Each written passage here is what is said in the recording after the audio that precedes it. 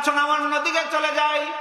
বলতেছিলাম মূল মন্ত্র হলো, তার নাম হলো সালাত, তার নাম হলো নামাজ। ও মুসলমান, সালাত ঠিক মতো আদায় করো, কোনো ভয় থাকবে না।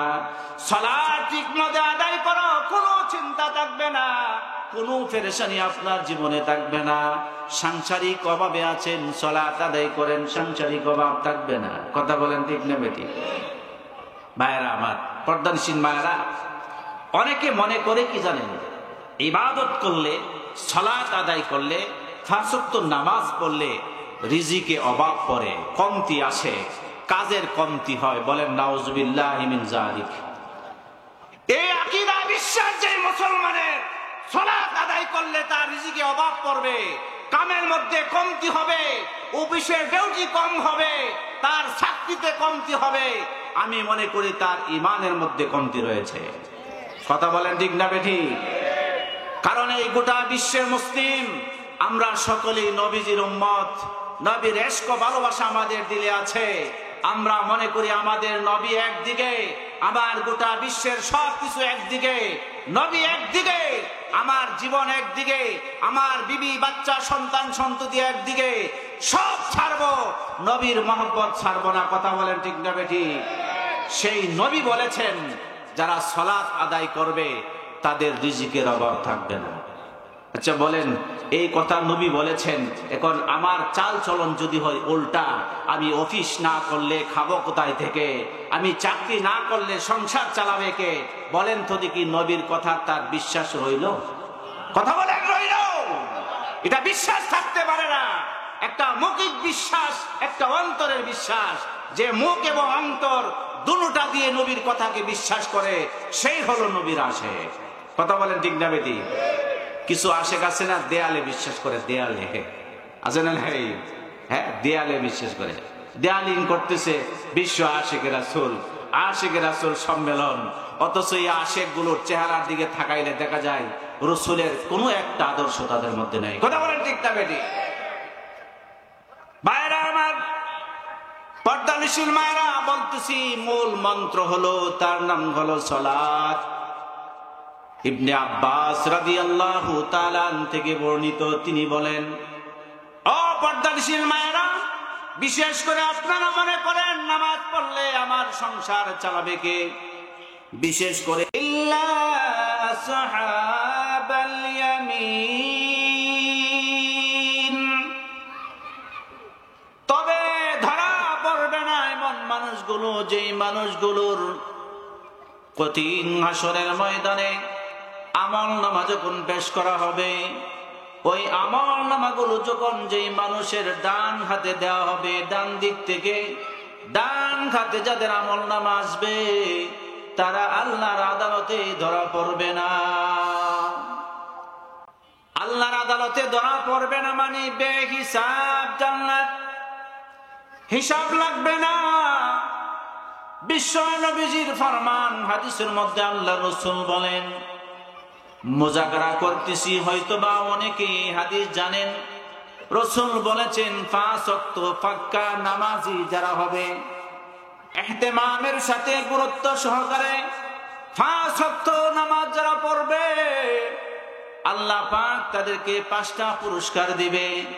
এর মধ্যে একটা পুরস্কার হলো আল্লাহ পাক ওই মুমিন বান্দা বান্দিকে ডান হাতে আমলনামা দান করবে।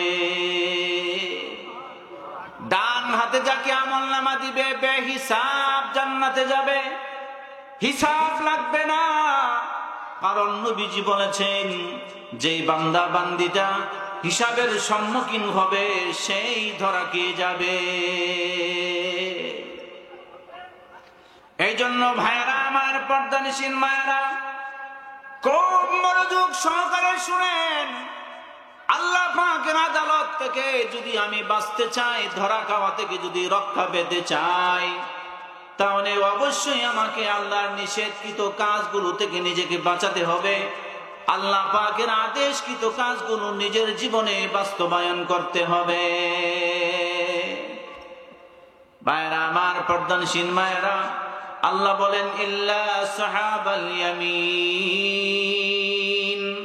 যাদের আমল নামা ডান হাতে আসবে তারা আল্লাহ পাকের আদালতে ধরা পড়বে না। তারা কোথায় থাকবে? কোরআনকে যদি বলেন ডান হাতে আমল নামা আসলে আল্লাহ পাকের আদালতে ধরা পড়বে না, তারা কোথায় থাকবে? কোরআন বলে ফি জান্নাত, ওই ডান হাতে আমল নামাওয়ালা মানুষগুলো জান্নাতে থাকবে। ভাইয়েরা আমার, পর্দানিশীল মায়েরা, তারপরে আল্লাহ বলেন ইয়াতাসাআলুন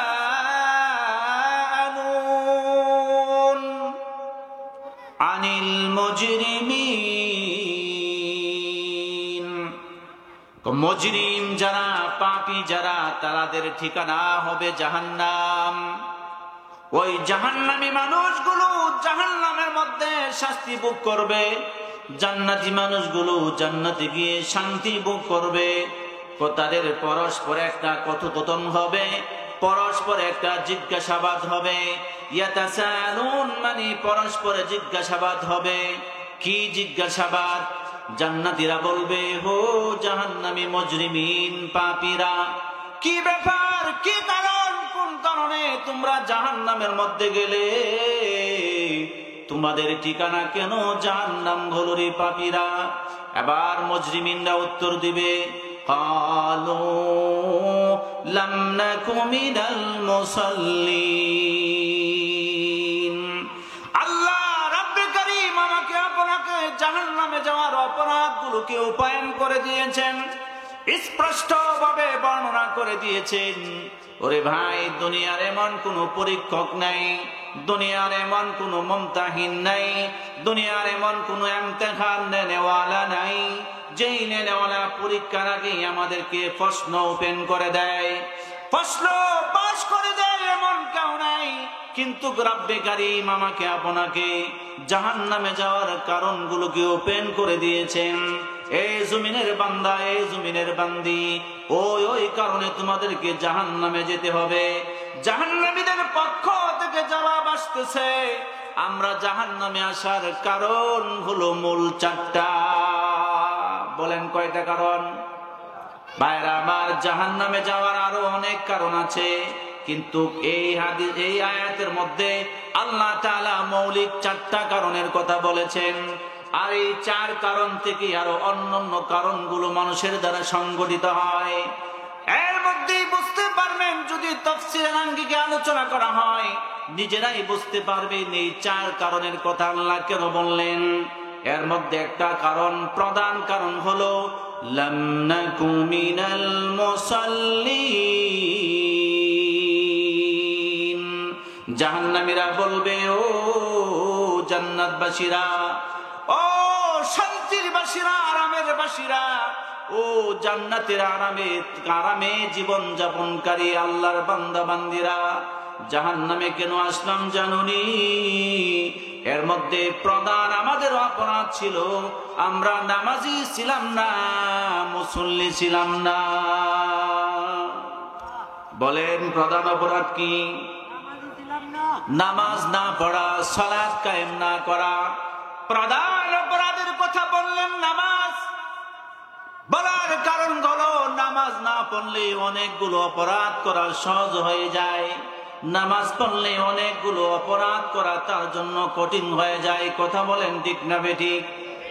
কারণ যেই না মানুষটা পাক্কা 5 ওয়াক্তের নামাজি, ইহতিমামের সাথে যেই পুরুষটা, যেই মহিলাটা নামাজ পড়ে, অবশ্যই আল্লাহ তাআলা তার জন্য একটা গ্যারান্টি দিয়েছেন, ইন্নাস সালাতা তানহা আনিল ফাহশাই ওয়াল মুনকার। আল্লাহ পাক কোরআনে গ্যারান্টি দিয়েছেন, এই গ্যারান্টি অনুযায়ী যদি আমার জীবন নামাজির না হয়, তাহলে আমার নামাজির অপরাধী, নামাজি আমি অপরাধী, আমার নামাজে হয়তোবা কোনো ত্রুটি বিচ্যুতি রয়েছে, নয়তো আল্লাহর কোরআন সত্য, তার মধ্যে বিন্দু পরিমাণ সন্দেহ করলে ঈমান আমাদের থাকবে না। আল্লাহর কোরআন গ্যারান্টি দিয়েছেন, ইন্না বলে আল্লাহ তাআলা আমাদেরকে নিশ্চিত গ্যারান্টি দিয়েছেন, নামাজ মোমেন মোমেনারে এত বড় একটা আমল, এত বড় একটা আল্লাহ পাকের আদেশ, যে আদেশটা যদি তুমি পালন করতে পারো, নামাজ তোমাকে সকল ধরনের অশ্লীল খারাপ কাজগুলো থেকে রক্ষা করবে। বলেন আমাকে আপনাকে কে বাঁচায়? নামাজে বাঁচাবে। কোথায় থেকে? খারাপ কাজ থেকে। তাহলে প্রধান যেই কাজটা, সেই কাজটার নাম হলো নামাজ। নামাজ না পড়লে অনেকগুলো অপরাধ করা যায়, নামাজ পড়লে অনেক অপরাধগুলো থেকে বাঁচা যায়। তবে বাঁচতে না পারলে বোঝা যাবে হয়তো বা আমার নামাজে কোনো বেজাল রয়েছে। কারণ আল্লাহ নবী হাদিসের মধ্যে ইরশাদ করেছেন, এই জমিনের মধ্যে সবচেয়ে নিকৃষ্ট চোর হলো সে, যেই লোক নামাজের মধ্যে চুরি করে। নামাজের চোর মানে বুঝেননি, নামাজের চোর হলো জুতা চোর না। কারণ জুতা চোর কোনোদিনও নামাজে ঢুকে না, সে ঢুকছে জুতা চুরি করার জন্য। কথা বলেন ঠিক না বেঠিক? নামাজি লোক মসজিদে ঢুকে জুতা চুরি করে না, জুতা চুরি করতে ঢুকেছে যে সে মূলতই চোর। কিন্তু নামাজি চোর এটা কেমন চোর? নামাজি চোর হলো এমন চোর, যেই চোর নামাজের মধ্যে দাঁড়ায়, নামাজ পড়ে উজু টুজু সব কিছু করে ঢুকছে, নামাজ ঠিকই পড়তেছে, কিন্তু নামাজের আর কান রুকু আজ সবগুলোকে ঠিক মতো আদায় করে না। রুকু থেকে সোজা হয়ে দাঁড়াতে হবে, সোজা হয়ে দাঁড়ায় না। সেজদা থেকে সোজা হয়ে বসতে হবে, সোজা হয়ে বসে না। হাপ্পর হুপ্পর করে করে নামাজ পড়ে। আল্লাহ রসুল বলেন, জমিনের জুতা চোর, জুতা চোর, টাকা চোর, স্বর্ণ চোর, যত প্রকার চোর আছে, এর চেয়ে নিকৃষ্ট চোর হলো যে নামাজে চুরি করে। কথা বলেন ঠিক না বেঠিক? তাহলে ভাইয়েরা আমার, আমি নামাজি মানুষ যদি অপরাধ থেকে বাঁচতে না পারি, তাহলে আল্লাহর গ্যারান্টি কোনোদিনও মিথ্যা না। আমি মিথ্যা। কি মিথ্যা? আমার নামাজ সঠিকভাবে আদায় হইতেছে না। আল্লাহ পাক আমাদের প্রত্যেকটা মানুষকে সঠিকভাবে নামাজ আদায়ের তৌফিক নসিব করেন। সকলে বলো না আমিন। ভাইরা আমার, পর্দানশীল মায়েরা, বিশেষ করে আমাদের দেশের মহিলারা, মা বোন, যত আমলের দিকে আগানো আছে, নামাজের দিকে পিছানো। কথা বলেন ঠিক না বেঠিক? এত অবহেলা করে নামাজে তারা, বলা বাহুল্য। মায়েরা আমার, আপনার জিকির, আজকার, তাসবিহ, তাহলিল, তাহাজ্জুদ, ইশরাক, আওয়াবিন, যত আমলই আপনার জিন্দেগিতে থাকতে পারে, আপনি 5 ওয়াক্তের ফাক্কা নামাজ না পড়ে যদি আমল করেন, আল্লাহ পাকের কাছে আপনি জাহান্নাম থেকে বাঁচতে পারবেন না। কথা বলেন ঠিক না বেঠিক? আল্লাহ পাক আমাদের সবাইকে 5 ওয়াক্তের ফাক্কা নামাজি বানিয়ে দিক। সকলে বলো না আমিন। এজন্য কিছু কিন্তু কোরবানি করতে হবে, মুজাহাদা করতে হবে, ত্যাগ করতে হবে। নিজের জীবনটাকে পাক্কা নামাজের উপর উঠানোটা কি সোজা কথা মনে করছেন? সোজা কথা নাকি? বলতে যত সহজ, করতে কিন্তু এত সহজ না। কথা বলেন ঠিক না বেঠিক? অনেক বড় কঠিন। আল্লাহ পাক কোরআনে বলেছেন, নামাজ কঠিন জিনিস, ইল্লা আলাল খাশিঈন, তবে আল্লাহ পাককে যারা ভয় করে, ভয় করার মতো, তাদের জন্য নামাজ সহজ। আল্লাহ পাকের কোরআন বলেছেন। ভাইরা আমার, পর্দানশীল মায়েরা, সংক্ষিপ্ত সময় নামাজের ব্যাপারে অনেক কথা আছে, বলার সময় নেই। জীবনভর নামাজের ওয়াজ শুনতেছি, তথাপি বাংলার মুসলিম 5 ওয়াক্তের নামাজি মুসল্লি নাই। মায়েরা আমার, ইদানিং একই মাহফিলে আমি মক্কার এক মেহমানের সাথে ছিলাম। মক্কার মেহমানের আগে আমি বয়ান করেছিলাম। এরপরে উনি বয়ান করলেন। বয়ানে উনি বললেন, বাংলাদেশ লা মুশকিল ইল্লা মুশকিল ওয়াহিদ, বাংলাদেশে কোনো সমস্যা নাই, তবে একটা সমস্যা। কয়টা সমস্যা? একটা সমস্যা। বাংলাদেশ ঘুরে আমি আর কোনো সমস্যা পাইলাম না, কিন্তু একটা সমস্যা আমি পাইলাম। সমস্যা থাকতে পারে, কিন্তু তার দৃষ্টিতে পড়েছে একটা সমস্যা। হাজার হাজার মসজিদ মুশকিল লা মুসল্লি, হাজার হাজার মসজিদ আছে, কিন্তু মসজিদে মুসল্লি নেই। ভাইরা আমার, বলতে পারেন মুসল্লি নাই কেমনে? হুজুর মাগরিবের নামাজ যখন পড়তে যায় মসজিদ ভরপুর হয়ে যায়। হুজুর জুমার নামাজ পড়লে মসজিদে গিয়ে জায়গা পায় না। ভাইরা আমার, এই মুশকিলের কথা বলেন নাই মেহমান। মেহমান বলেছেন নামাজের মুশকিল মানে ফজরের নামাজে মুশকিল। বলেন কোন নামাজে? কি বলেন? ফজরের নামাজে মুসল্লি কম না বেশি? আপনাদের এলাকায় কি কম না বেশি? কম। ভাইরা আমার, সমস্ত কুফফার ইহুদি নাসারা আমাদেরকে নিয়ে বেশি বেশি গবেষণা করে, আমাদেরকে নিয়ে তারা বেশি বেশি ভাবে। কারণ যত কিছু প্রতিবাদী কণ্ঠ আছে মুসলমানের পক্ষ থেকে আসে। ভাইরা আমার, ইহুদি খ্রিস্টান নাসারা, খ্রিস্টানদের এক বড় গবেষক গবেষণা করে বলেছেন মুসলমান যখন জুম্মার নামাজে যে মুসল্লি হয়, এই মুসল্লি যেদিন মুসলমান ফজরের নামাজে হবে, এদিন থেকে মুসলমান গোটা বিশ্বের কর্তৃত্ব নেতৃত্ব মুসলমানের হাতে চলে আসবে। মুসলমান এখন মার খাই কেন? মার খাওয়ার কারণ হলো মুসলমান পাঁচ ওয়াক্তের নামাজকে এখনো ধরে নাই। আল্লাহ নবী, বিশ্ব নবী নামাজের ব্যাপারে অন্তিম মুহূর্তে বলে গিয়েছেন, আসসালাত আসসালাত ইয়া উম্মতি আসসালাত। আমার উম্মত নামাজ নামাজ, আমার উম্মত সালাত সালাত সালাত। সালাত হলো উম্মতের সবচেয়ে বড় উপায়। রাসূল হাদিসের মধ্যে বলেন, ফজরের নামাজটা যে মুসলমান কায়েম করলো, প্রতিষ্ঠা করে যখন সে মসজিদ থেকে বেরিয়ে যায়, আল্লাহ রসুল বলেন সে মসজিদ থেকে যেদিকেই যায় না কেন, চলে না কেন, ফিরে না কেন, এই মুসলমান তার হাতে ঈমানের পতাকা থাকে। বলেন কি থাকে? তাহলে ফজরের নামাজ যার কাছে নাই, ঈমানের পতাকা তার কাছে নাই। আল্লাহ রাসূল বলেন, আল ফারকু বাইনাল কুফরি ওয়াল ঈমান ওয়াত তারকুস সালাহ। কুফর এবং ঈমানের মধ্যে পার্থক্যই করে, তার নাম হলো সালাত, নামাজ। বলেন কি নাম? ভাইরা আমার, নামাজের বর্ণনা করে শেষ করা যাবে না। এত বর্ণনা আল্লাহ পাক কোরআনে এই জন্যই দিয়েছেন। আল্লাহ ভালো জানেন, নামাজকে যদি কেউ পাক্কা করে ধরতে পারে, বাকি সকল আমলগুলো সে করবে, নিষেধগুলো থেকে বাঁচতে পারবে। তাহলে সালাতকে আমরা বুঝতে পারি, এটা আল্লাহ পাককে পাওয়ার, আল্লাহর আদেশকে করার, আল্লাহর নিষেধ থেকে বাঁচার মূল মন্ত্র। কি বলেন? কি মন্ত্র? কি মন্ত্র? বলেন মূল মন্ত্র। মূল মন্ত্র বুঝেন তো? এটা হলো সবচেয়ে বড় একটা হাতিয়ার। যে হাতিয়ারটা এটিএম বোম নয়, এর চেয়ে আরো শক্তিশালী বোমও যদি থাকে, শক্তিশালী কোনো পাওয়ারি অস্ত্র যদি থাকে, এই অস্ত্রকে পর্যন্ত অকিজু বানিয়ে দিতে পারে। কথা বলেন ঠিক না ঠিক? আমেরিকার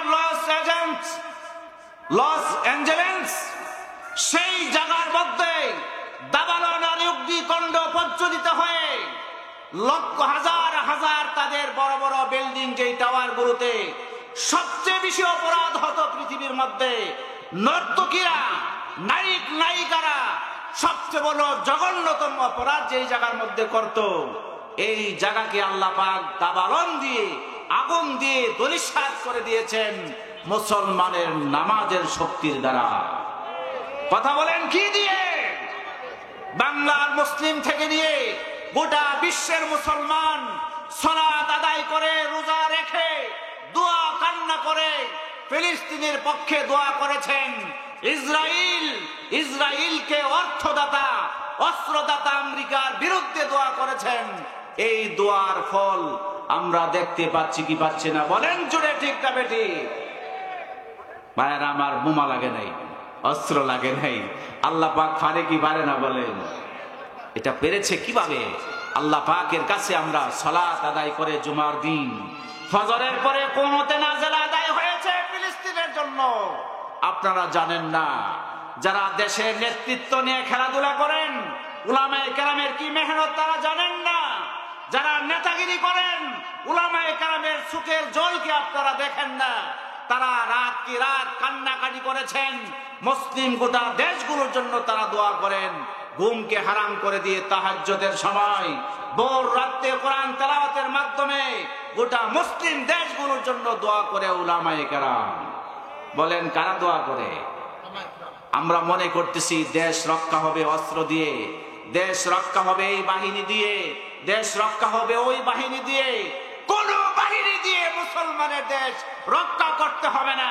মুসলিম দেশগুলোকে রক্ষার জন্য ঈমান আর আমলি মানুষগুলোই যথেষ্ট। কথা বলেন ঠিক না বেটি? ভাইরা আমার, আলোচনা অন্যদিকে চলে যায়। বলতেছিলাম মূল মন্ত্র হলো, তার নাম হলো সালাত, তার নাম হলো নামাজ। ও মুসলমান, সালাত ঠিক মতো আদায় করো, কোনো ভয় থাকবে না। সালাত ঠিক মতো আদায় করো, কোনো চিন্তা থাকবে না, কোনো পেরেশানি আপনার জীবনে থাকবে না। সাংসারিক অভাবে আছেন, সালাত আদায় করেন, সাংসারিক অভাব থাকবে না। কথা বলেন ঠিক না বেটি? ভাইয়েরা আমার, পর্দানিসীন মায়েরা, অনেকে মনে করে কি জানেন, ইবাদত করলে, সালাত আদায় করলে, পাঁচ ওয়াক্ত নামাজ পড়লে রিজিকে অভাব পড়ে, কমতি আসে, কাজের কমতি হয়। বলেন নাউজুবিল্লাহি মিন যালিক। এই আকীদা বিশ্বাস যে মুসলমানের সালাত আদায় করলে তার রিজিকে অভাব পড়বে, কামের মধ্যে কমতি হবে, অফিসের ডিউটি কম হবে, তার চাকরিতে কমতি হবে, আমি মনে করি তার ঈমানের মধ্যে কমতি রয়েছে। কথা বলেন ঠিক না বেঠি? কারণ এই গোটা বিশ্বের মুসলিম আমরা সকলেই নবীজির উম্মত। নবীর ইশক ভালোবাসা আমাদের দিলে আছে। আমরা মনে করি আমাদের নবী একদিকে, আমার গোটা বিশ্বের সবকিছু একদিকে, নবী একদিকে, আমার জীবন একদিকে, আমার বিবি বাচ্চা সন্তান সন্ততি একদিকে, সব ছাড়বো, নবীর মহব্বত ছাড়বো না। কথা বলেন ঠিক না বেঠি? সেই নবী বলেছেন যারা সালাত আদায় করবে তাদের রিজিকের অভাব থাকবে না। আচ্ছা বলেন, এই কথা নবী বলেছেন, এখন আমার চাল চলন যদি হয় উল্টা, আমি অফিস না করলে খাবো কোথায় থেকে, আমি চাকরি না করলে সংসার চালাবে কে? বলেন তো দেখি, নবীর কথা তার বিশ্বাস রইল? কথা বলেন রইল? এটা বিশ্বাস থাকতে পারে না। একটা মৌখিক বিশ্বাস, একটা অন্তরের বিশ্বাস, যে মুখ এবং অন্তর দুটোটা দিয়ে নবীর কথাকে বিশ্বাস করে, সেই হলো নবীর আশেক। কথা বলেন ঠিক না বেটি? কিছু আশেক আছে না, দেয়ালে বিশ্বাস করে, দেয়ালে আছে না? হ্যাঁ, দেয়ালে বিশ্বাস করে, দেয়ালিং করতেছে বিশ্ব আশেকে রাসূল, আশেকে রাসূল সম্মেলন। অথচ এই আশেক গুলোর চেহারার দিকে তাকাইলে দেখা যায় রাসূলের কোনো একটা আদর্শ তাদের মধ্যে নেই। কথা বলেন ঠিক না বেটি? ভাইরা আমার, পর্দানিসীন মায়েরা, বলতেছি মূল মন্ত্র হলো, তার নাম হলো সালাত।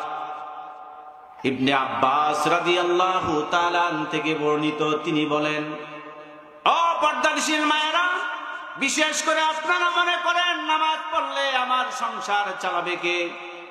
বিশেষ করে অটো ড্রাইভার, রিক্সা ড্রাইভার, তারা কিন্তু বেশি বেশি বলে, হুজুর গাড়ি না চালাইলে নামাজ তো পড়তে পারি না, সংসার চালাবে কে?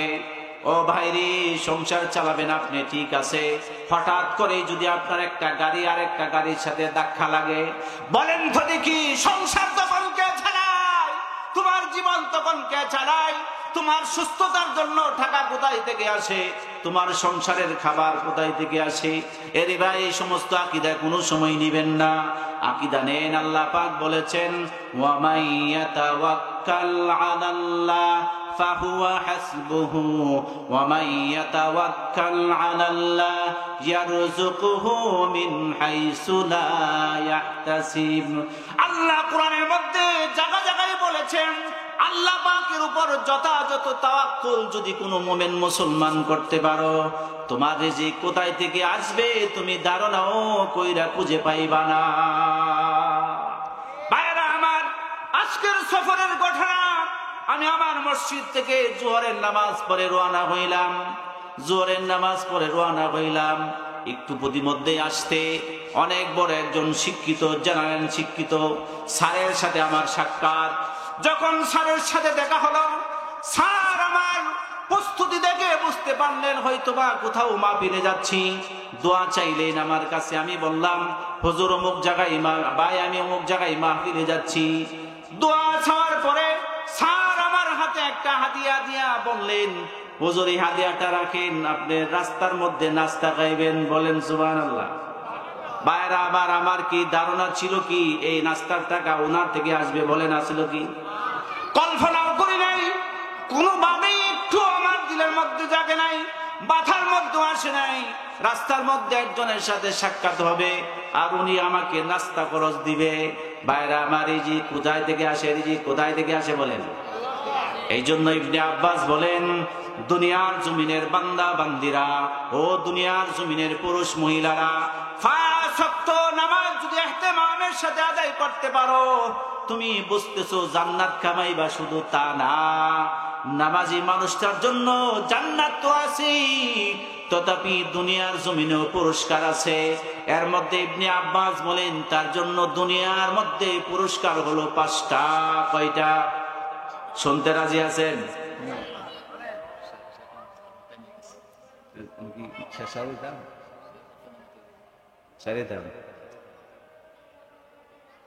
বলতে পারতেছি না ভাই, তবে একটু সংক্ষেপে বলে দিলি। 5টা, যেটা 5টা ইবনে আব্বাস বলেন 5টা উপকার, যে এর মধ্যে একটা উপকার হলো জিয়া আনলিল ওয়াজহে, দ্বিতীয় উপকার হলো নূরান ফিল কলবে, কুওয়াতান ফিল জিসমে, ওয়াসআতান ফিল রিজকে, হুব্বান ফি কুলুবিন নাস। ইবনে আব্বাস বলেন এই 5টা উপকার দুনিয়াতে সে পাবে, এর মধ্যে আল্লাহ পাক তার রিজিকের মধ্যে প্রশস্ততা দান করবে। আল্লাহ পাক আমাদেরকে আমলের তৌফিক নসিব করেন। যে কথাগুলো বললাম আমি যেন আমল করতে পারি, আপনারা যারা শুনলেন আল্লাহ পাক যেন সবাইকে আমল নসিব করেন। সকলে বলি আমিন। এই এলাকার যুবক বৃন্দকে আমি অন্তর থেকে দোয়া দেই। মুসাফির মানুষ, আবার সফর শুরু করছি, আপনাদের এখান থেকে আবার ইজতেমায় যাব, বেশি ইজতেমায় শরীক।